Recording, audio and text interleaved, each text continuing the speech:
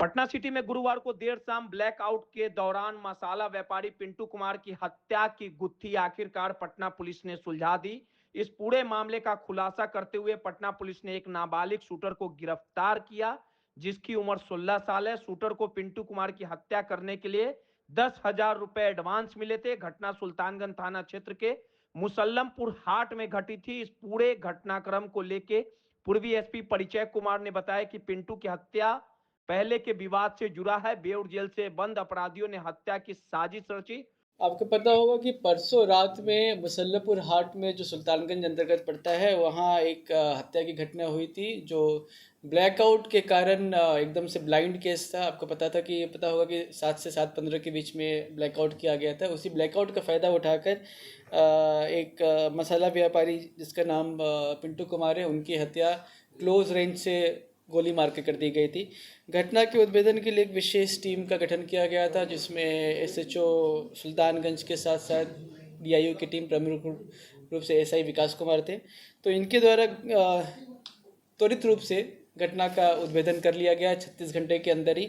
और इस घटना में जो शामिल विधि विरुद्ध बालक था उसको निरुद्ध कर लिया गया है। साथ ही साथ घटना में इस्तेमाल हथियार, एक पिस्टल और 2 गोली भी बरामद कर लिया गया है। तो पूरी कहानी इस प्रकार है कि ये घटना एक पहले की घटना से लिंक्ड है।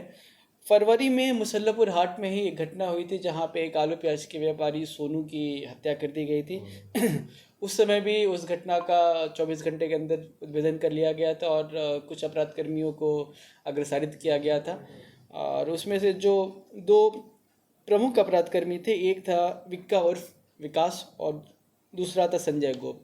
ये दोनों ही जेल गए थे। तो इस बार मामला ये है कि जो इस बार मृतक है पिंटू, ये इन दोनों को ही जानता था।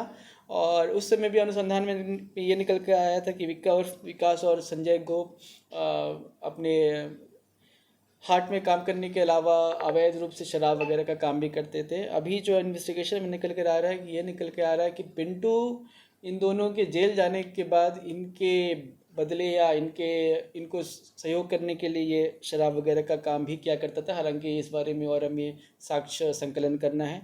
और यह काम करने के बाद ये कुछ पैसे वगैरह संजय गोप को पहुंचाया करता था।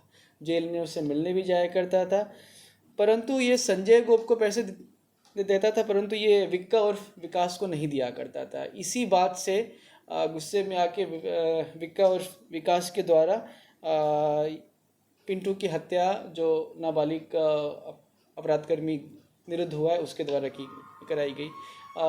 यह भी विधि विरुद्ध बालक जेल जाया करता था और जेल में ये विक्का और विकास से मिला करता था। सब एक ही सर्किल के हैं। ये विक्का और विकास को भैया भैया कह के ये पुकारा करता है। जेल से अंदर से ये जी बिल्कुल बिल्कुल। इसमें अभी तक जो इन्वेस्टिगेशन में निकल के आया है ये बिल्कुल क्लियर है कि इसकी साजिश जेल से विक्का और विकास के द्वारा रची गई थी। और इस घटना में इस्तेमाल किया हुआ हथियार स्काई शिवम नाम के एक अपराधकर्मी के द्वारा मुहैया कराया गया था। ये अपराधकर्मी सोनू हत्याकांड में भी अभी भी वांछित चल रहा है। पैसे की भी डीलिंग थी क्या इसमें?